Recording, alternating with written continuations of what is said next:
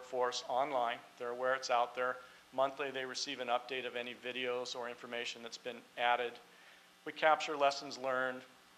You can send in a question that will then get sent out to the workforce.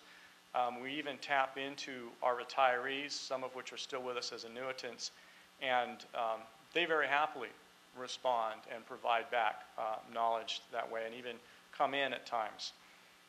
We've recently employed a SCADA wiki that's being very well received. Processes and procedures, unique or one-time operations. I believe all this is in your book. I won't belabor it by reading it to you. But this is really what we're targeting with this video technology, and we're using that really as a teaser to get people coming to all of this information, because they go in there and they're like, I'm going to go watch that video. I'm going out on this shutdown. I need to do this clearance procedure. I need to do this certain valving in the distribution system. They can type that in, search, see if there's anything in this bank of information that is available to them. We also build it into the curriculum for the apprenticeship program and continuing journey level education. Graphic of the process itself, planning, actually doing the filming, editing that film, reviewing it, publishing it, starting all over again. Again, prioritized by the subject matter experts. This, I believe, is now going to play a video. This is sort of walking you through what you see when you pull this up. Some of the equipment on the aqueduct. This is actually a flash capture of a screenshot. A little worried it's going to blast out volume at us here, but we'll see how that goes. FAQs, it looks like there's a glossary of terms. The video library itself.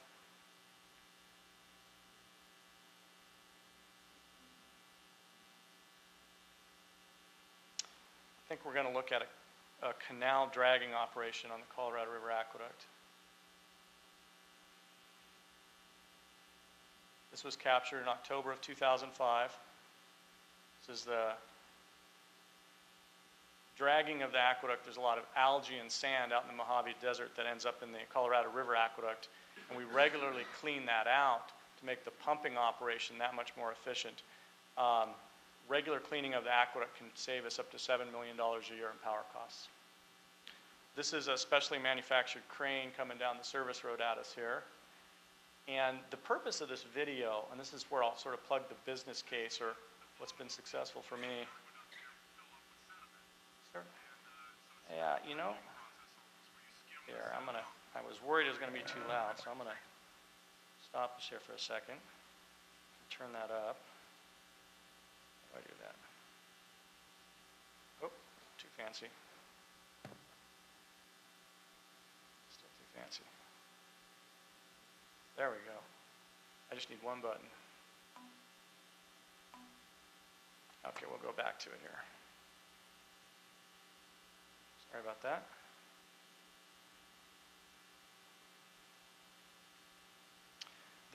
I mentioned the importance of the canal dragging, and when we're done here, I'll go through sort of the key legs of the business case. I keep hearing return on investment. What's the business case for making this kind of an investment? Video library. Kind of scrolling through it here.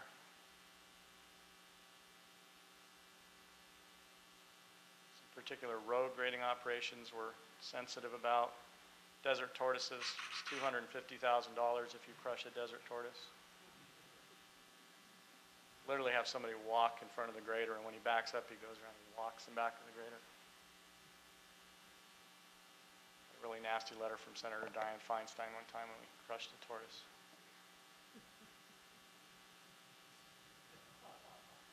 Oh, it was no joke.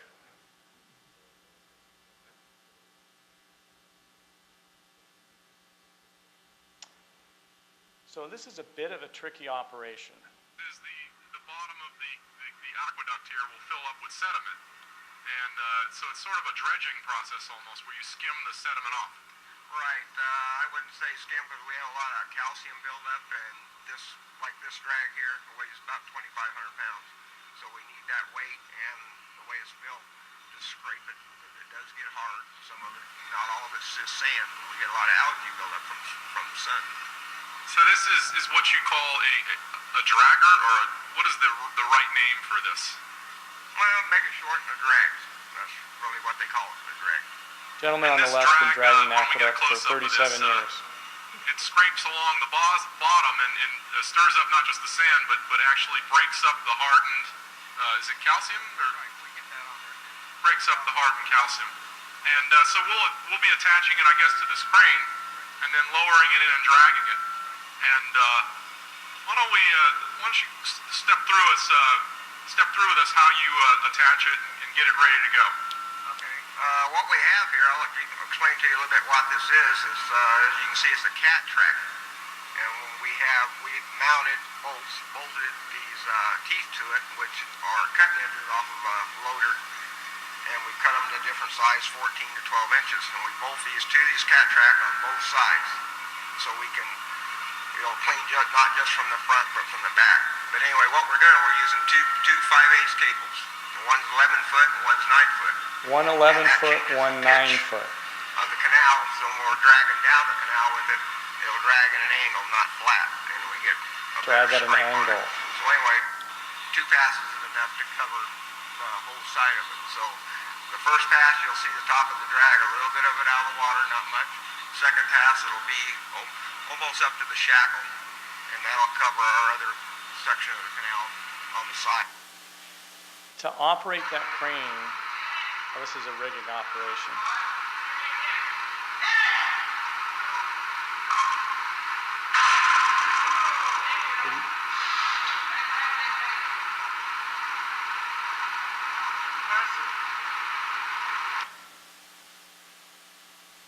I think we're done.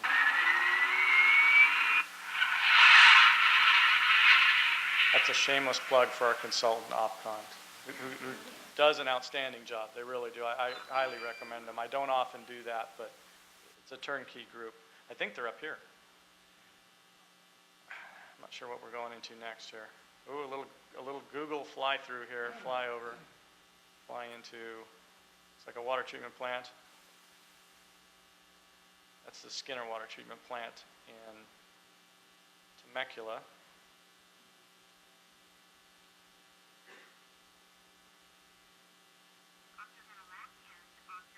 Little discussion about the distribution system operation with a gentleman named Mike Lopez, 35 years with the district.